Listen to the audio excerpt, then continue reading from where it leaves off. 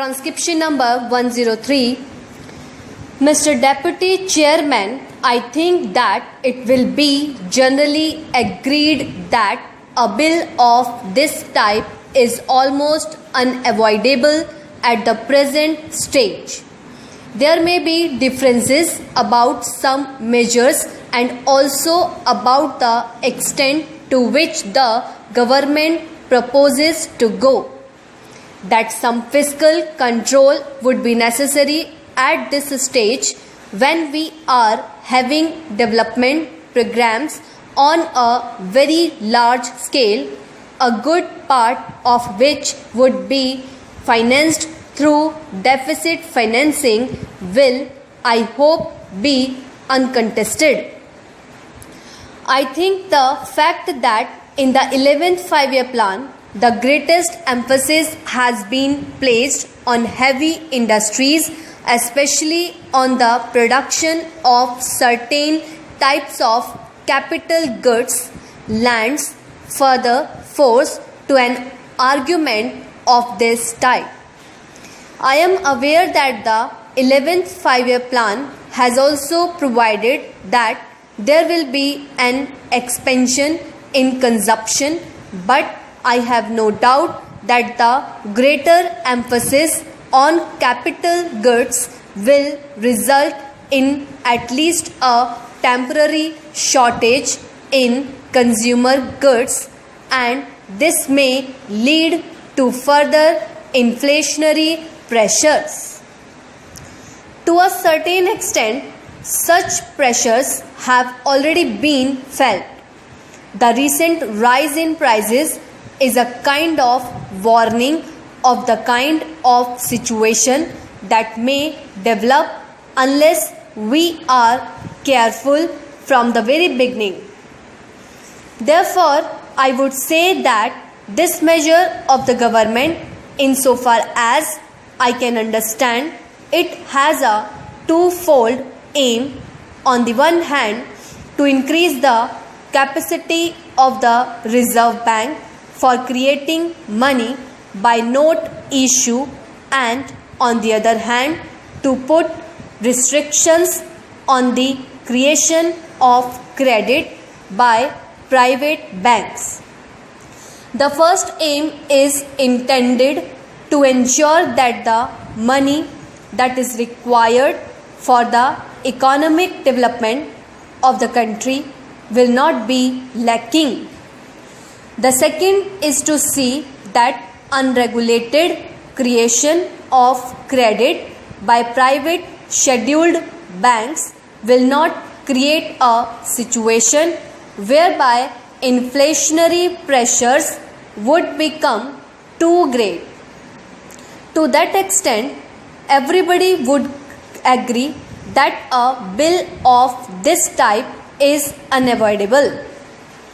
I have, however, a few questions to ask of the Honorable the Finance Minister, and I have no doubt he will be able to meet the doubts which I have in my mind. My first doubt is whether there is not an undue measure of fear about these inflationary pressures. In the 11th plan, there is an uncovered gap of rupees 400 crores, and there is also a proposal to have rupees 1200 crores of deficit financing, and so we may say that deficit financing would be of the order of rupees 1600 crores, because after all the uncovered portion has to be met somehow or the other. I do not know whether sufficient credit has been taken of a possible adverse trade balance which is bound to develop during the first 2 or 3 years of the 11th 5-year plan.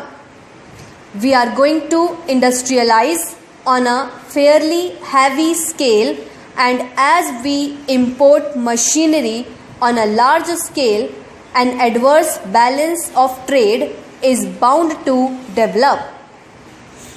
This adverse balance of trade will to a certain extent act as a check against any inflationary pressures.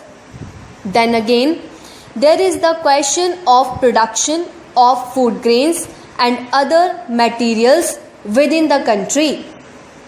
Our economy is an expanding economy at the moment, and I think that by the end of the first year of the 11th plan or sometime during the second year of the 11th plan, many of the measures which were undertaken during the 10th plan will start yielding results.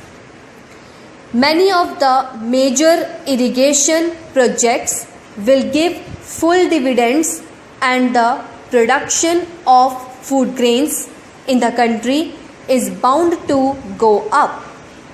As the production of food grains goes up within the country, it will again be a check on inflationary pressures.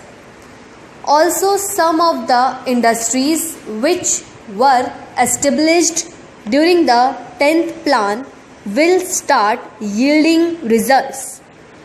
From this point of view, I would also like the Honorable Finance Minister to consider whether the pattern of deficit financing which has been adopted in the 11th 5-year plan is sound or may require some modification. To my mind, it appears that the decision to put the maximum amount of deficit financing in the first year of the 11th 5-year plan is not appropriate. Perhaps it would be a wiser thing to put the maximum amount in the second year of the 11th 5-year plan, because by that time the factors which I have mentioned just now will have come into operation. There will be more production of food grains within the country. Some of the results of industrialization during the 10th 5-year plan will begin to be felt, and as there will be a larger volume of commodities of every type in the country, a large dose of deficit financing in the second year of the 11th 5-year plan may prove a more salutary measure than the decision to have the largest dose in the first year. There is another reason why I am a little apprehensive of having the biggest dose of deficit financing in the first year of the 11th 5-year plan. If once the inflationary process starts, if once there is any disturbance in the psychology of the market, the results are difficult to foresee. If therefore in the first year of the 11th plan we proceed a little more cautiously and have the biggest dose in the 11th year and perhaps a little less in the third, and then start tightening up and reduce the deficit financing, you will have 3 years, the third, fourth and the fifth of the second plan, both to watch and to take such remedial measures as may be necessary. This is a suggestion which I would like the Honorable Finance Minister to consider.